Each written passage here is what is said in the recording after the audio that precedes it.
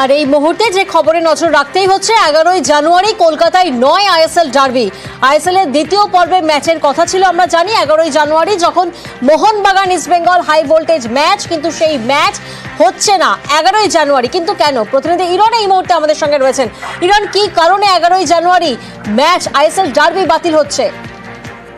ISL এর দ্বিতীয় পর্বের ডার্বি, যেটার আয়োজক মোহনবাগান ক্লাব, সেই ম্যাচ অনুষ্ঠিত হওয়ার কথা শিডিউল অনুযায়ী তাই থাকলেও শেষ পর্যন্ত পুলিশি অনুমতি না মেলায় এই ডার্বি ম্যাচ 11 তারিখ কলকাতায় করা সম্ভব হচ্ছে না। পুলিশের তরফ থেকে অর্থাৎ বিধাননগর পুলিশ কমিশনারের পক্ষ থেকে ইতিমধ্যেই জানিয়ে দেওয়া হয়েছে, যেহেতু গঙ্গাসাগর রয়েছে, গঙ্গাসাগরের মতো মেলা আয়োজন করার ক্ষেত্রে বিশাল পরিমাণ পুলিশ লাগে, সেক্ষেত্রে ডার্বি আয়োজনের পক্ষে তারা তাদের পর্যাপ্ত পুলিশরা দিতে পারবেন না।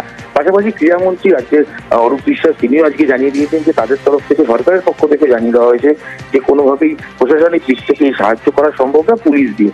সেক্ষেত্রে মোহনবাগান কর্তারা তারা মেনে নিয়েছেন যে কোনোভাবেই ম্যাচটি কলকাতায় করা সম্ভব না। এই মর্মে টুর্নামেন্টের আয়োজক এফএসডিএল তাদেরকে জানানো হয়েছে, তাদের তরফ থেকে যেটা সত্যমাত্র খবর, যে ম্যাচটিকে বাইরে নিয়ে যাওয়ার পরিকল্পনা চলছে, কারণ তারা ডেট পরিবর্তন করতে নারাজ। অর্থাৎ 11ই জানুয়ারি ইস্টবেঙ্গল মোহনবাগান ম্যাচ যদি অন্য রাজ্যে করা যায়, যদিও মোহনবাগান কর্তারা তারা এখনো চেষ্টা চালাচ্ছেন ম্যাচ যাতে রিশিডিউল করা যায় অন্য দিনে করার ক্ষেত্রে, সেক্ষেত্রে কলকাতায় আয়োজন করা যেতে পারে। তো এখনো চূড়ান্ত সিদ্ধান্ত কোথায় হবে ম্যাচ তা না হলেও এটা নিশ্চিত যে 11ই জানুয়ারি ম্যাচ, ডার্বি ম্যাচ কলকাতায় হচ্ছে না। তো ডার্বি অনিশ্চয়তা, এবং 11ই জানুয়ারির যে ডার্বি, সেই ডার্বি কলকাতায় হচ্ছে না। তার চূড়ান্ত ডেট পরিবর্তন হচ্ছে, নাকি আগামী দিনে এই অন্য কোনো ভেন্যুতে বা অন্য কোনো রাজ্যে ম্যাচ নিয়ে যায়, সেদিকেই এফএসডিএল কর্তারা সেদিকে তাকিয়ে রয়েছে ক্রীড়ামহল। বেশ,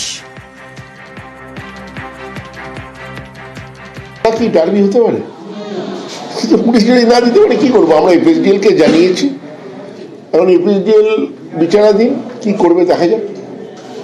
সেখানে অন্য রাজ্যে সরতে পারে, যদি ওরা ডেট চেঞ্জ করতে রাজি না হয় তাহলে অন্য রাজ্যে সরাতে হবে।